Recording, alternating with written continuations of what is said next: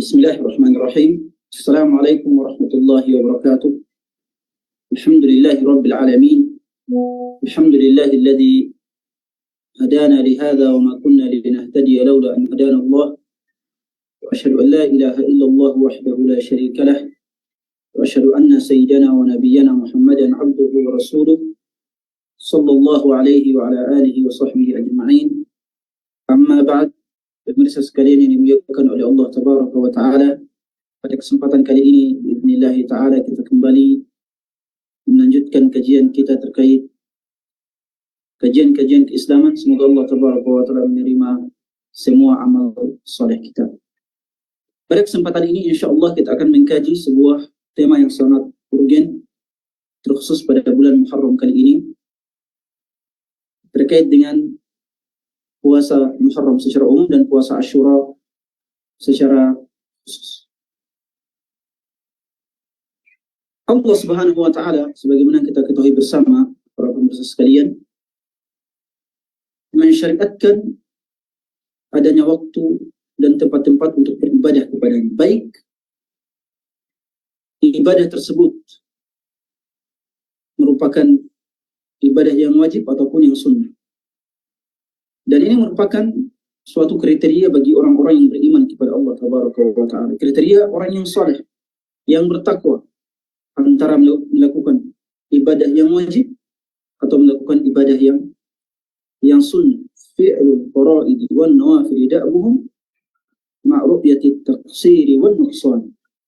Salah satu ciri orang yang saleh, bertakwa adalah selalu melaksanakan kewajiban dan mengikutkannya dengan yang sunnah, sambil atau sembari merasakan bahwa amalan yang dia lakukan tersebut masih banyak kekurangan dan kelalaiannya. Hal ini memotivasi dirinya untuk terus beribadah kepada Allah Tabaraka wa Ta'ala. Salah satu waktu yang paling utama atau waktu paling utama yang disyariatkan oleh Allah Tabaraka wa Ta'ala untuk melaksanakan amalan-amalan sunnah adalah bulan Muharram. Bulan Muharram dimuliakan oleh Allah Tabaraka wa Ta'ala karena Rasulullah SAW menjulukinya sebagai Syahrullah atau bulan Allah. Tidak ada bulan lain yang mendapat julukan Syahrullah kecuali bulan Muharram. Sebab itu para ulama rahimahumullahu ta'ala menjadikan ini salah satu keutamaan bulan Muharram dan menjadikan bulan Muharram sebagai bulan yang paling utama dalam melaksanakan sunnah, terutama puasa setelah bulan Ramadan. Salah satu keutamaan lain bagi Muharram, bagi dalam bentuk penamaan Muharram adalah bahwa kaum jahiliyah mengenal penamaan Muharram, mengenal nama-nama bulan sebelum datangnya Islam, tetapi mereka menamai bulan Muharram dengan Safar al-Awwal, dengan Safar pertama. Ketika Islam datang, maka Allah Jalla wa Ala menamai bulan Safar pertama dengan Muharram. Bulan Muharram juga merupakan salah satu bulan-bulan di antara 4 bulan yang haram atau yang suci, yaitu Rajab, kemudian Syawal, kemudian Dzulhijjah, Rajab, kemudian Dzulqa'dah, kemudian Dzulhijjah dan Muharram. Dan bulan-bulan yang suci, 4 bulan yang suci atau yang haram ini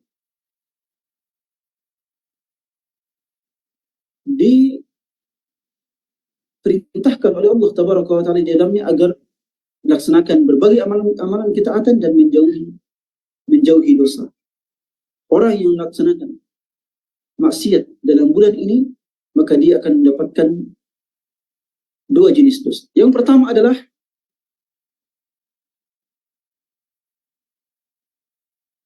dosa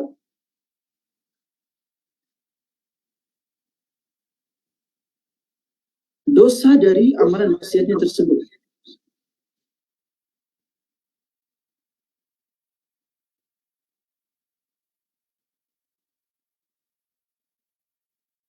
Sedangkan yang kedua adalah dosa dari tidak menghargai atau mensucikan bulan yang haram.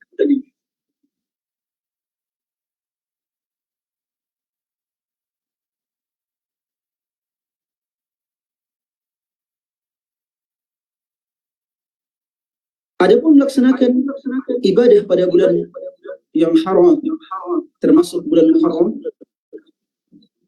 maka dia juga akan mendapatkan dua jenis pahala. Yang pertama adalah pahala dari amalan tersebut,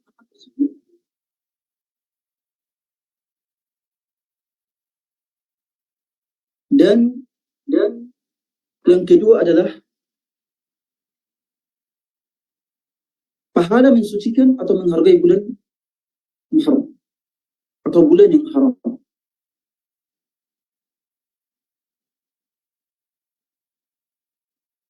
Ada beberapa amalan sunnah yang disyariatkan oleh Rasulullah SAW dalam bulan Muharram. Yang pertama adalah puasa secara umum. Puasa secara umum dalam hari-hari bulan Muharram, dari tanggal 1 Muharram sampai 30 atau sampai Muharram berakhir. Dan keutamaan puasa di bulan Muharram telah disebutkan oleh Rasulullah SAW dalam Sahih Muslim, afdhalus siyami ba'da Ramadhan syahrullahi Muharram. Utamanya puasa setelah Ramadan adalah puasa di bulan Allah Al-Muharram.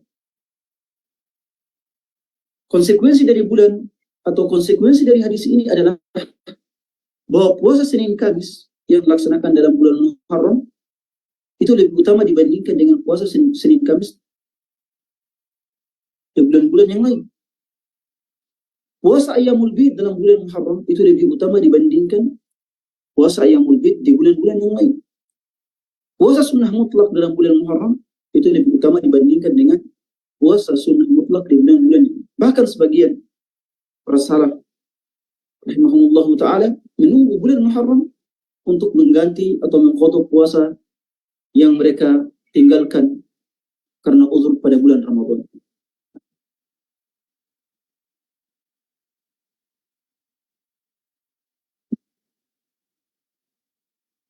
Dalam bulan Muharram, puasa yang paling utama adalah terletak pada tanggal 10 Muharram atau yang dikenal dengan puasa hari Ashura. Puasa hari Ashura pada 10 Muharram. Puasa hari Ashura merupakan salah satu puasa sunnah yang paling utama dalam Islam. Hal ini berangkat dari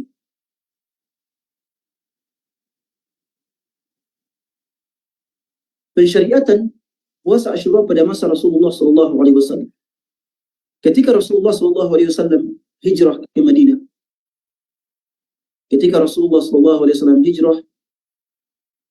Madinah, beliau mendapati kaum Yahudi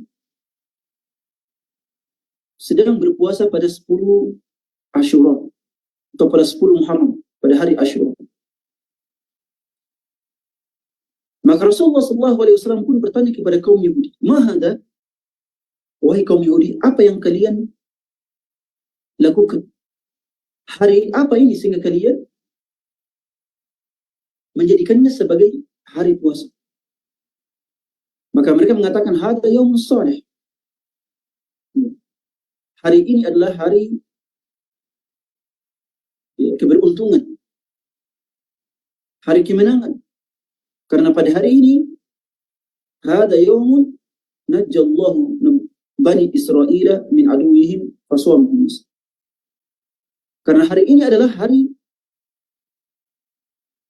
di mana Allah Subhanahu wa taala menyelamatkan Bani Israel dari Firaun ketika mereka menyeberangi Laut Merah.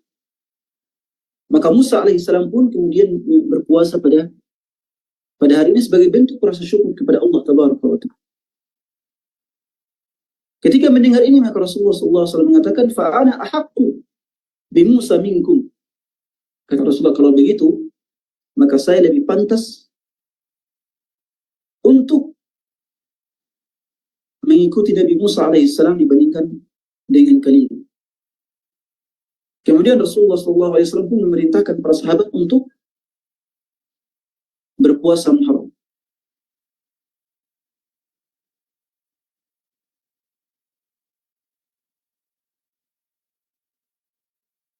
Hadis ini menunjukkan tentang persetujuan Rasulullah SAW. Iqrar atau takrir persetujuan Rasulullah SAW terhadap amalan kaum Yahudi. Persetujuan ini kemudian menjadi sebuah syariat dalam Islam. Selama Rasulullah SAW menyetujuinya, maka ia merupakan sebuah syariat dalam Islam.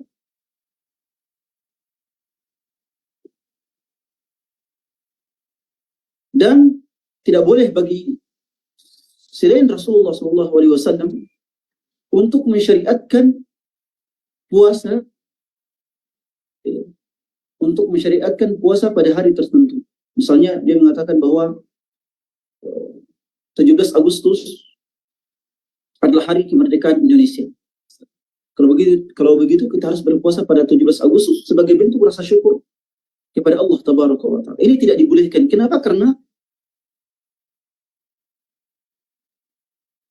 tidak ada dalam syariat Islam dan bukan bentuk persetujuan Rasulullah SAW.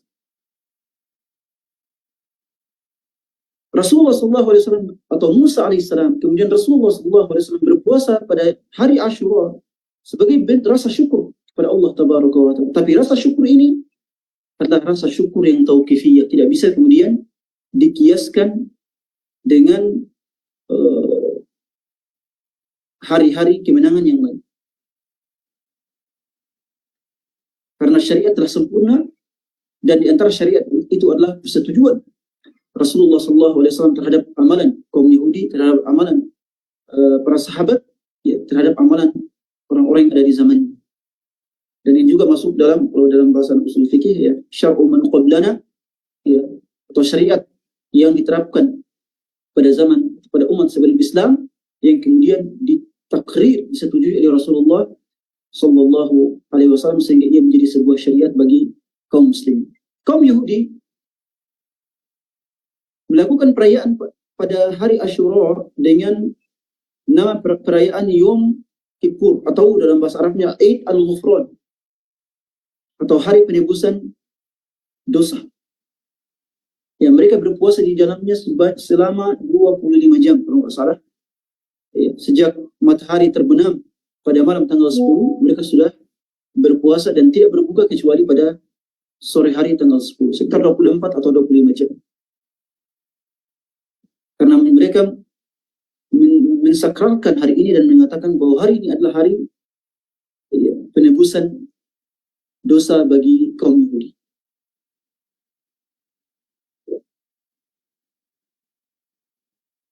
Keutamaan puasa hari Ashura disebutkan oleh Rasulullah SAW dalam Sahih Muslim, "Ahtasibu 'ala Allah an yukaffira as-sanata allati qablahu." Ya, kata beliau, saya berharap Allah Subhanahu wa Ta'ala menjadikan puasa Ashura sebagai penghapus dosa yang dilakukan pada setahun sebelumnya. Dan Rasulullah SAW pun sangat antusias untuk melaksanakan puasa ini sebagaimana yang diriwayatkan oleh Ibnu Abbas radhiyallahu anhu. Beliau meriwayatkan, "Ma ra'aitu an-nabiy sallallahu alaihi wasallam yataharra siyama yawmin faddalahu ala ghairihi illa hadha al-yawm, yawm Ashura wa hadha ash-shahr an shahr Ramadan." Kata beliau, saya tidak pernah mendapati Rasulullah SAW sangat menjaga puasa yang dia lebihkan, utamakan dibandingkan dengan hari-hari yang lain selain dari hari Ashura dan di bulan Ramadan. Orang yang melakukan puasa Ashura pada bulan Muharram tentunya adalah orang yang mengikuti sunnah Rasulullah SAW, akan diberikan pahala bukan hanya sekadar pahala puasa Ashura, tetapi kalau dia meniatkan hal itu sebagai bentuk peneladanan terhadap Rasulullah SAW, maka ia juga akan mendapatkan pahala ketaatan dan peneladanan kepada sunnah Rasulullah Sallallahu Alaihi Wasallam. Para salaf rahimahullah taala ketika melihat keutamaan puasa Asyura ini, mereka kemudian antusias untuk menjaganya walaupun dalam keadaan safar. Bahkan mungkin sebagian mereka dalam keadaan sakit. Selama masih mampu untuk berpuasa, mereka tidak akan meninggalkan puasa ini, karena puasa ini tidak akan bisa diqadha, digantikan di waktu yang lain. Az-Zuhri rahimahullah ta'ala mengatakan, kalau puasa bulan Ramadan memiliki kesempatan untuk diqadha di hari yang lain, tetapi puasa Asyura tidak demikian. Ya, puasa Asyura tidak demikian.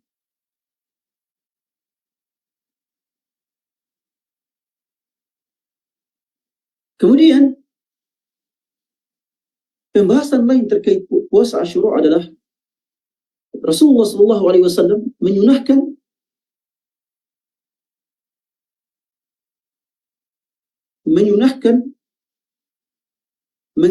penggandengan puasa 10 Muharram dengan puasa 9 Muharram. Misalnya Muharram misalnya pada hari Jumat, ya. Maka Rasulullah Sallallahu Alaihi Wasallam juga menyunahkan puasa pada hari Kamis tanggal 9 Muharram. Tujuannya adalah agar menyelisihi puasa kaum Yahudi, Yahudi. Hina shoma Rasulullah sallallahu alaihi wasallam yawm Ashura wa amara bisiyami, qalu ya Rasulullah yawm tu'azzimuhu al-yahud wan nasara, faqala Rasulullah sallallahu alaihi wasallam idza kana al-'am al-muqbil insyaallah sumna yawm at-tasi'. Rasulullah sallallahu alaihi wasallam, kata para sahabat radhiyallahu anhum ketika mereka melihat Rasulullah sallallahu alaihi wasallam berpuasa pada hari Asyura, mereka mengatakan, ya Rasulullah, apakah Anda berpuasa pada hari yang dimuliakan, diagungkan oleh kaum Yahudi dan kaum Nasrani? Maka Rasulullah sallallahu alaihi wasallam mengatakan, kalau begitu pada tahun depan kita akan berpuasa juga pada tanggal 9, agar puasa kita 2 hari, 9 dan 10, dan menyelisih puasa kaum Yahudi dan Nasrani pada tanggal 10 saja. Ya, ini merupakan sunnah Rasulullah SAW, dan yang paling utama puasa Asyura adalah ya berpuasa pada tanggal 9 dan 10 Muharram, sebagaimana yang disebutkan dalam hadis ini.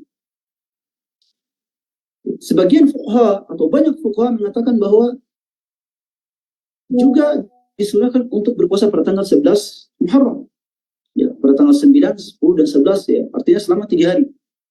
Sehari sebelumnya dan sehari setelahnya. Tetapi hadisnya ya tentunya didhaifkan oleh para ulama rahimahullah taala, ya, dan yang paling utama tetaplah tanggal 9 dan 10. Adapun yang mau puasa pada tanggal 11 Muharram, maka itu dibolehkan karena keumuman hadis tentang keutamaan berpuasa pada bulan Muharram sebelumnya.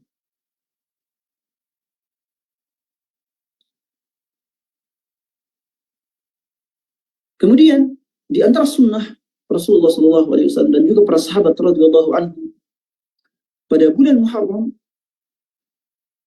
terkhusus pada hari Asyura, adalah mengajarkan putra-putri anak-anak mereka untuk berpuasa, memerintahkan anak-anak mereka untuk berpuasa walaupun mereka masih kecil, sebagaimana yang diriwayatkan oleh Ar-Rubai' bint Muawwidh radhiyallahu anha, arsala an-nabiy sallallahu alaihi wasallam غداة عاشوراء إلى قرى الأنصار قال من أصبح مفطرا فليتم بقية يومه ومن أصبح صائما فليصم. قالت فكنا نصومه بعد ونصوم صبياننا ونجعل لهم العهن ونجعل لهم اللعبة من العهن فإذا بكى أحدهم على الطعام أعطيناه ذاك الطعام حتى يكون عند الإفطار. Pada hari Asyura Rasulullah SAW mengutus para sahabat radhiyallahu anhum di perkampungan Ansar yang terpisah-pisah di sekitar Masjid Nabawi, agar mereka berpuasa pada hari itu. Yang sudah makan, minum, disuruh untuk berhenti makan dan minum, dan ya, berpuasa sampai maghrib. Yang pagi harinya berpuasa diperintahkan untuk lanjut sampai maghrib. Kemudian Rubai bintu Mu'awid mengatakan, maka kami pun berpuasa pada hari itu dan mengajarkan, memerintahkan anak-anak kami untuk berpuasa. Dan kami membuatkan mereka mainan agar kalau mereka kehausan, kelaparan, kami memberikan mereka mainan tersebut agar mereka melupakan rasa lapar dan rasa dahaga. Ini merupakan sunnah para sahabat radhiyallahu anhu untuk mengajarkan putra-putri mereka sejak kecil ibadah puasa, juga ibadah-ibadah yang lain. Kemudian di antara amal ibadah yang juga sangat urgen pada hari Asyura adalah bertobat atau banyak-banyak bertobat dan beristighfar, memohon ampun kepada Allah Tabaraka wa Ta'ala. Kenapa? Karena karena hari Asyura adalah hari pengampunan dosa. Sebagaimana dalam riwayat Tirmidzi, Rasulullah SAW bersabda, "In kuntu sha'iman syahran ba'da Ramadhan," atau in kunta, Rasulullah bersabda kepada Ali radhiyallahu anhu, "In kunta ya Ali sha'iman syahran ba'da Ramadhan, fasumil Muharram, fa innahu syahrullah wa fihi yawmun taballahu fihi ala qaumin wa yatubu ala al-akharin." Wahai Ali, kalau seandainya Anda ingin berpuasa penuh, berpuasa sebulan penuh di selain Ramadan, maka berpuasalah pada bulan. Karena bulan Muharram adalah syahrullah, bulan Allah. Dan di dalamnya Allah Tabaraka wa Ta'ala menerima tobat kaum yang terdahulu dan menerima tobat kaum yang akan datang. Ini merupakan keutamaan Asyura yang perlu kita cari, dan keutamaan ini banyak dilakukan oleh kaum muslimin. Semoga Allah Tabaraka wa Ta'ala menjadikan kita semua sebagai umat Islam yang mengejar semua amalan yang wajib dan juga berusaha untuk melaksanakan amalan-amalan yang sunnah, karena itu merupakan ciri orang-orang yang bertakwa kepada Allah Tabaraka wa Ta'ala. Termasuk amalan yang ada dalam bulan Muharram ini, yang pertama adalah berpuasa atau banyak berpuasa dalam hari-hari di bulan Muharram. Yang kedua adalah mengisi puasa Asyura dengan puasa, berpuasa pada tanggal 9 dan tanggal 10 Muharram. Kemudian mengajarkan anak-anak kita untuk berpuasa juga, terutama pada bulan atau pada hari Asyura pada tanggal 10 Muharram, dan juga banyak bertobat kepada Allah Tabaraka wa Ta'ala di bulan Muharram ini, terutama di hari Asyura. Demikian kajian singkat kita pada kesempatan kali ini. Semoga Allah Tabaraka wa Ta'ala memberikan kita kemudahan dalam beribadah kepadanya, memberikan kita kelapangan, memberikan kita taufik dan hidayahnya untuk senantiasa konsisten di atas amalan ibadah, baik yang wajib ataupun yang sunnah. Subhanakallahumma bihamdik, asyhadu an la ilaha illa anta, astaghfiruka wa atubu ilaik, wa akhiru da'wana alhamdulillahi rabbil alamin. Wassalamualaikum warahmatullahi wabarakatuh.